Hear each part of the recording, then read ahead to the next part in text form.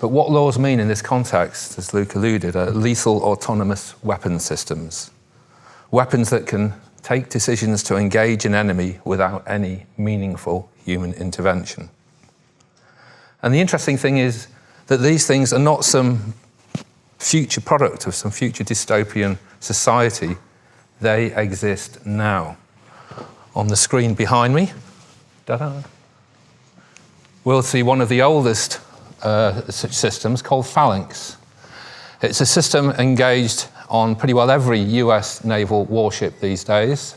And once it's switched on and engaged by the captain of the ship, its job is to look out for incoming missiles that will destroy the ship and to take them out by putting away a hail of lead. This thing can fire many thousands of rounds per second at an incoming missile. And once that system's been turned on and engaged, you need no other human intervention to tell it to seek out an enemy, to target an enemy, or to press a kill switch. It just does it automatically. And Phalanx is quite an old system. But there are many others, some that you might have heard of. In Israel, for example, we have the Iron Dome, which has been used for some years now, whose job it is to try and intervene and intercept incoming missiles from Palestine.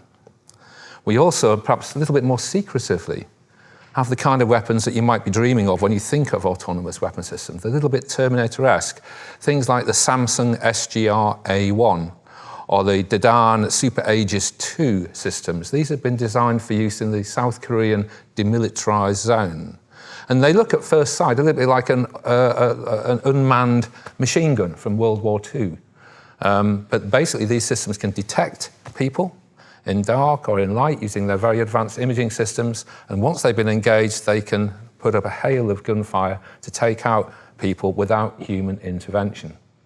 So these things were designed for the use in the South Korean DMZ, but rumor has it they've already been field trialed in the South Korean deployment in Iraq some years ago. So when we talk about lethal autonomous weapon systems, it's important to keep in mind that we're not talking about science fiction, we're talking about science fact. Now, as Luke alluded, various arguments have been put forward as to why laws, autonomous weapon systems, are a good thing. I mean, the most obvious might be if you have a robot in your armed forces, or many robots in your armed forces, they're potentially taking the place of humans. So politicians may be more at ease in using armed force without the concomitant risk of human life. It's one thing to lose a human soldier, it's one thing for a machine to be taken out. So basically one advantage is they take humans out of the firing line. Another advantage is they're not affected by emotion. If you've just seen your best friend be blown to bits by the enemy, that might make you, A, very scared and run in the opposite direction, or it might fill you with a mad berserker rage to want to go and take out the enemy. Neither of those issues to do with emotion affect our autonomous weapon systems. And again, the third basic pillar of why people want to use these things is because they're computerized, they're robotic, and that conjures up the vision of precision, of clinical precision. I'll come back to that in a minute. So there are three common reasons that are put forward for why countries should invest in lethal autonomous weapon systems. Of course, there's the other, that if you don't invest in your enemy does, then you're putting yourself at a disadvantage. But of course, there are reasons people have put forward for being fearful of the widespread deployment of laws. One, the most common one amongst the lay public who speculate on such things, perhaps being brought about by too strong a diet of dodgy sci-fi, might be that, like the Terminator, one of these systems might seek to subjugate mankind. Humankind might find it subjugated by a race of robot killing machines. Well, I think that unlikely for three reasons that I haven't time to go into here, but I'm happy to discuss with anyone who's interested afterwards. Firstly, it seems to me there are very strong grounds for thinking that no computational system is, nor ever will be, conscious. It will never feel emotions like you or I. Secondly, it's very difficult for me as a practicing AI scientist to think of how these systems can have their own goals as opposed to goals that are engineered by their owners. And so without having their own goals or any emotion, it's very difficult for me to see how something like the Terminator could come about that would actually seek to subjugate mankind. So I think we can discount that worry right at the start.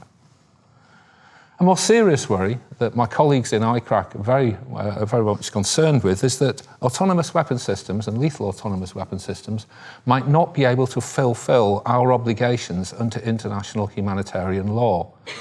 When you engage in armed conflict, you have to be able to, firstly, identify friend from foe. Secondly, identify when is an appropriate time to use lethal force. And thirdly, you have to at least be able to judge what is appropriate lethal force to use in any situation. Now, it doesn't seem to me that AI now, nor in the foreseeable future, is able to meet any of those obligations.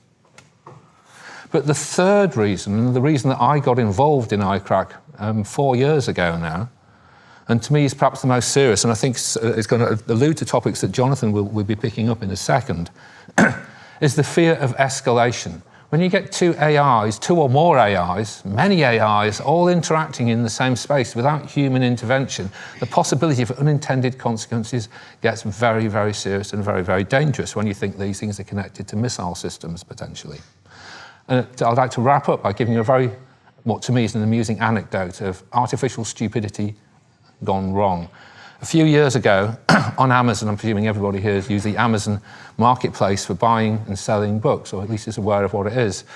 On Amazon reseller marketplace, you have other resellers. Some of these have got very large warehouses, they carry large stocks of books. Others have got very small warehouses. And their business model is this: if you're a large warehouse with lots and lots of specialist books, say you have a book called The Making of a Fly by Peter Lawrence that was remaindered many years ago, and you've got a copy in your warehouse, you'll price that by looking around the Amazon marketplace and seeing who the cheapest person is offering it for sale, and you might undercut them by 10%. Now, if you've got a very small warehouse and someone puts in an order for The Making of a Fly by Peter Lawrence, what you might do is find the cheapest place you can buy it on Amazon and add on your profit, your increment, say 20%. And a few years ago, that's what two resellers actually did. There are two robot bots that were pricing these books automatically, and they ended up bidding this book that should have cost 70 cents up to $23 million on the Amazon marketplace. Now, it's kind of comical when we're just talking about silly books on the Amazon marketplace. When you have unintended consequences where weapons are concerned, and when you think about Korea, when you've got two nuclear-armed foes facing up to each other, the dangers of escalation get all too real and all too dangerous.